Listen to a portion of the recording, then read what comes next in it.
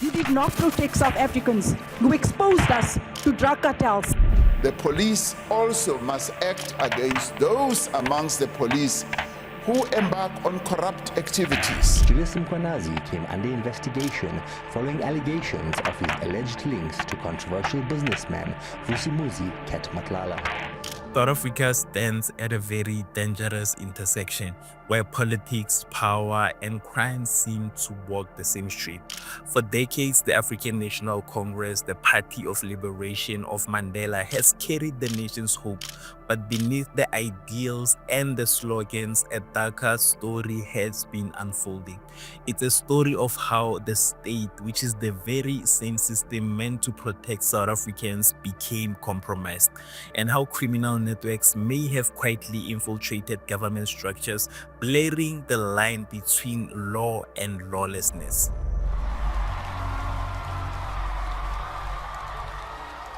This is not a story of accusation, it's a story of connection, of patterns, events, and decisions that, when placed together, form a disturbing picture. One that shows how corruption didn't just happen inside government, it created an economy of crime that stretches from tenderboards to taxi ranks, from police stations to political offices.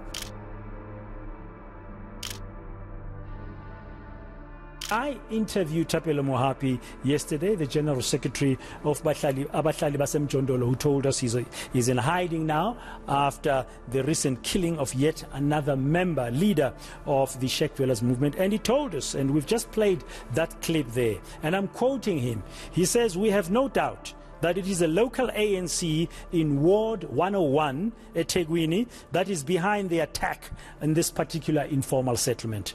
To understand how we got here, we must go back to a time when the struggle for freedom gave birth to power and power gave birth to greed. In 1994, the ANC inherited a country broken by the apartheid, a state machinery that was built for control and not service. They had to rebuild everything: the police, the justice system, the bureaucracy, but in the process, something else was built, which is a network of access and loyalty.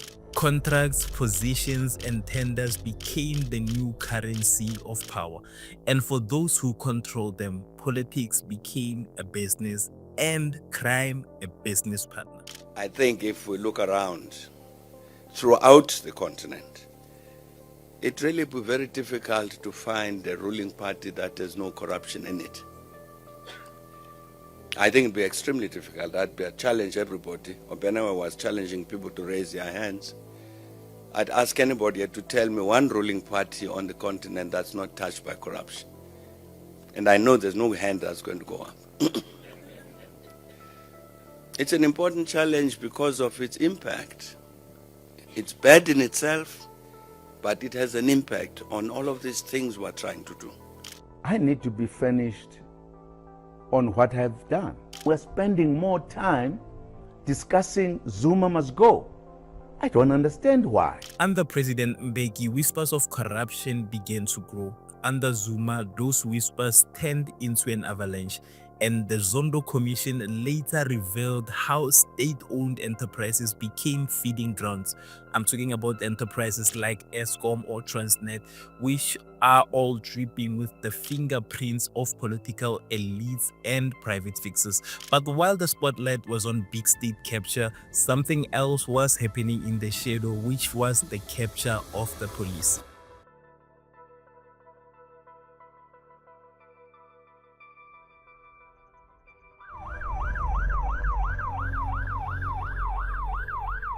When the police became political, the line between crime and law enforcement disappears. Across provinces, internal wars have turned the South African police services into a house divided. General Nhlanhla Mkhwanazi did not mince his words. He admitted that some police divisions are doing badly, not only because of poor resources, but because of mismanagement. His statement was more than a complaint about admin. It was a coded warning that corruption, inefficiency, and the political control were crippling the police. In provinces like KwaZulu-Natal and Gauteng, senior officers have faced allegations of protecting certain criminal groups, manipulating investigations, and even leaking intel. This is where the name of General Nhlanhla Mkhwanazi enters the frame, a man caught in the middle of power struggles, internal suspensions, and whispers of political interference. When those tasked with fighting a crime are themselves part of a political chess game, who protects the citizens?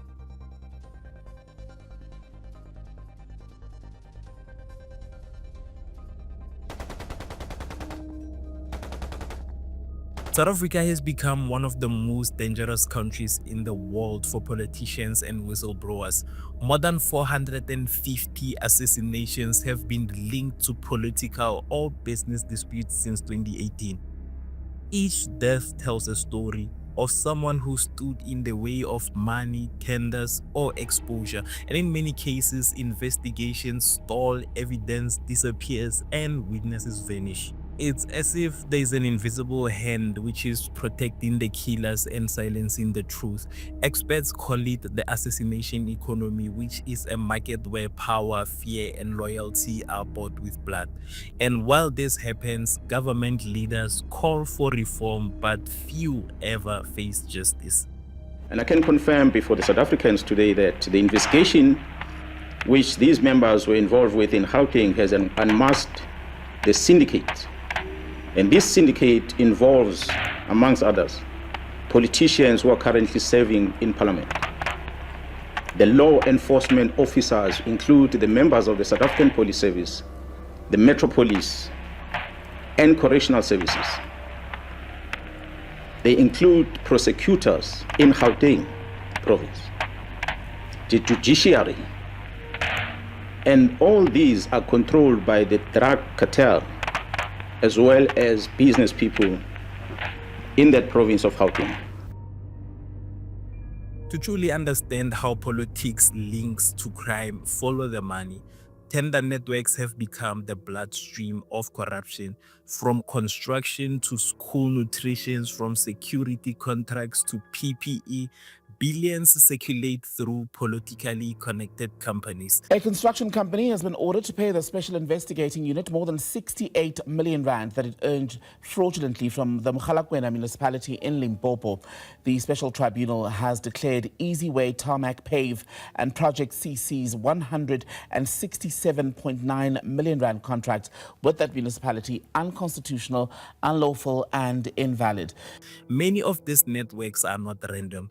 They are built on relationships, cousins, comrades, or business partners. And behind some of these companies, law enforcement has traced connections to known criminal figures, people involved in extortion, transport violence, and even drug smuggling.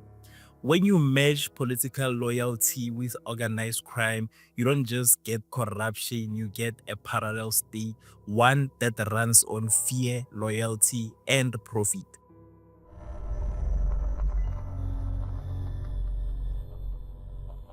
In provinces like KwaZulu-Natal, Mpumalanga, and Northwest, analysts have identified what they call mafia politics, which is a system where political power depends on access to criminal muscle, whether it's for intimidation, vote control, or money laundering. So the pattern is clear. Number one, a politician gains access to tenders. Number two, a syndicate ensures that those tenders are enforced or protected, often through violence. And number three, the police look the other way or key officers are reassigned. Without fixing the police and the bureaucracy, South Africa's fight against corruption will never succeed.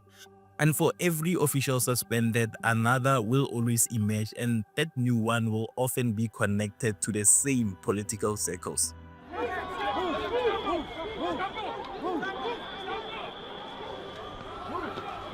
So the question is, how does this cycle end? It begins with truth and accountability. When leaders protect criminals and criminals protect leaders, the nation becomes hostage to fear. But South Africa has always been a nation of resistance, of people who fight back, who speak out. As Mandela once said, our freedom must be measured by our ability to ensure justice for all, not just for some. It's a reminder that liberation didn't end in 1994. It's a continuous fight now against a new kind of oppressor, which is corruption and organized crimes. The question is, will ANC confront the rot within its own ranks, or will the hidden hand continue to rule from the shadows?